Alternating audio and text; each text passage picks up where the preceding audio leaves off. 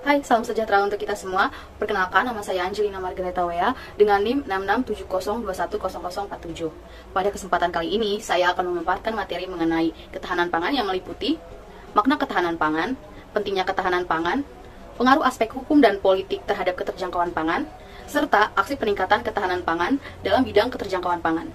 Sebelum membahas lebih lanjut mengenai ketahanan pangan, kita harus memahami terlebih dahulu apa sih yang dimaksud dengan ketahanan pangan. Pangan adalah segala jenis hasil hayati yang diolah menjadi sumber makanan yang dapat dikonsumsi manusia, seperti hasil pertanian, perkebunan, kehutanan, dan perikanan. Pangan menjadi kebutuhan utama dan paling mendasar dalam menjamin keberlangsungan hidup serta tumbuh kembang manusia.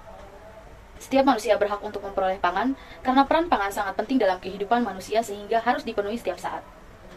Ketahanan pangan adalah sebuah kondisi di mana terpenuhinya kebutuhan pangan mulai dari tingkat nasional sampai dengan perseorangan, seperti yang tertulis dalam Undang-Undang Nomor 18 Tahun 2012 tentang pangan, bahwa ketahanan pangan tercermin dari tersedianya pangan yang cukup, bermutu, aman, beragam, bergizi, dan pastinya terjangkau.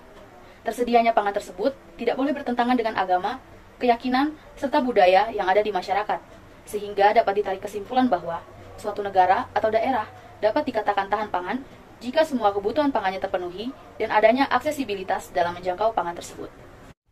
Ketahanan pangan sangat penting dan masih menjadi salah satu prioritas. Terdapat 3 alasan penting yang melandasi pentingnya ketahanan pangan. Pertama, akses atas pangan yang cukup dan bergizi bagi setiap penduduk merupakan salah satu pemenuhan hak asasi manusia. Hal ini sangat penting karena dengan tersedianya pangan sama dengan memenuhi hak manusia, terutama untuk tumbuh dan berkembang. Kedua, konsumsi pangan dan gizi yang cukup merupakan basis bagi pembentukan sumber daya manusia yang berkualitas. Dengan mengkonsumsi pangan yang berkualitas, manfaat yang diberikan oleh pangan itu sendiri akan lebih maksimal tentunya, sehingga dapat berpengaruh positif terhadap tumbuh kembang manusia dan terciptalah sumber daya manusia yang berkualitas pula. Ketiga, ketahanan pangan merupakan basis bagi ketahanan ekonomi, bahkan bagi ketahanan nasional suatu negara berdaulat.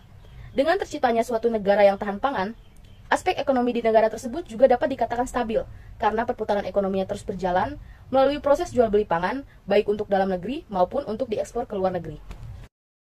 Dalam bidang keterjangkauan pangan, terdapat keterhubungan antara aspek hukum dan politik terkait dengan pengaruhnya terhadap upaya menciptakan keterjangkauan pangan.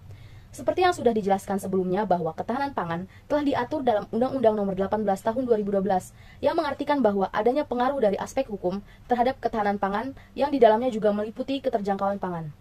Aspek hukum juga berpengaruh dalam proses pembuatan regulasi-regulasi yang terkait dengan keterjangkauan pangan, seperti dalam mengatur infrastruktur untuk penunjang distribusi pangan dan memastikan adanya stabilisasi pangan. Sama halnya dengan pengaruh dari aspek politik yang berpengaruh terhadap kestabilan pangan melalui relasi kuasa antara aspek hukum dan politik. Dengan adanya kestabilan politik di suatu negara, akan berpengaruh positif terhadap kestabilan pangan pula.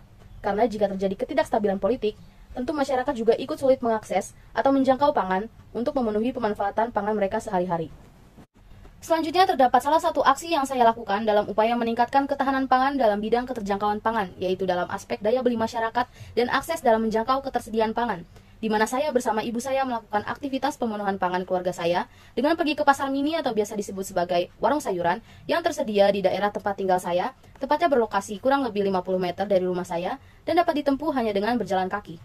Dengan adanya warung sayuran yang hadir di beberapa pemukiman warga tersebut, tentu sangat memudahkan kita sebagai warga sekitar yang ingin membeli pangan tanpa perlu menempuh jarak yang jauh, sehingga sangat efektif dalam menghemat waktu tempuh. Walaupun pangan yang disediakan tidak begitu lengkap, namun saya rasa ini sudah cukup dan sesuai dengan kebutuhan pangan masyarakat sehari-hari. Karena warung tersebut menyediakan beberapa macam sayuran, ikan, ayam, maupun buah yang saya rasa cukup dan sesuai dengan basis pangan harian masyarakat. Dan dengan tersedianya warung sayuran di dekat pemukiman warga tersebut, menunjukkan bagaimana akses pangan dapat dijangkau oleh seluruh lapisan masyarakat. Dan hal tersebut menunjukkan bahwa adanya pemerataan dalam distribusi pangan yang menjadi indikasi bahwa wilayah tersebut benar-benar sudah tahan pangan. Berikutnya adalah beberapa saran saya terkait dengan upaya meningkatkan ketahanan pangan dalam bidang keterjangkauan pangan. Adalah yang pertama, dengan terus melakukan peningkatan dalam penyediaan sarana transportasi dan infrastruktur yang dapat memudahkan masyarakat dalam mengakses pangan hariannya, serta memudahkan dalam proses pendistribusian pangan ke segala wilayah. Yang kedua adalah mempertahankan stabilitas pangan baik dari segi ketersediaan pangan maupun dari segi harga pangan, agar semua lapisan masyarakat mampu untuk terus memenuhi pangannya setiap hari, tanpa dibebani oleh harga pangan yang tinggi. Sehingga semua kalangan masyarakat sama-sama dapat memperoleh pangan yang berkualitas serta terjangkau. Dan yang terakhir adalah mengusahakan Subsidi pangan bagi masyarakat yang membutuhkan. Karena tidak dapat dipungkiri bahwa masih banyak masyarakat kecil yang tidak bisa mengakses pangan karena terhalang biaya.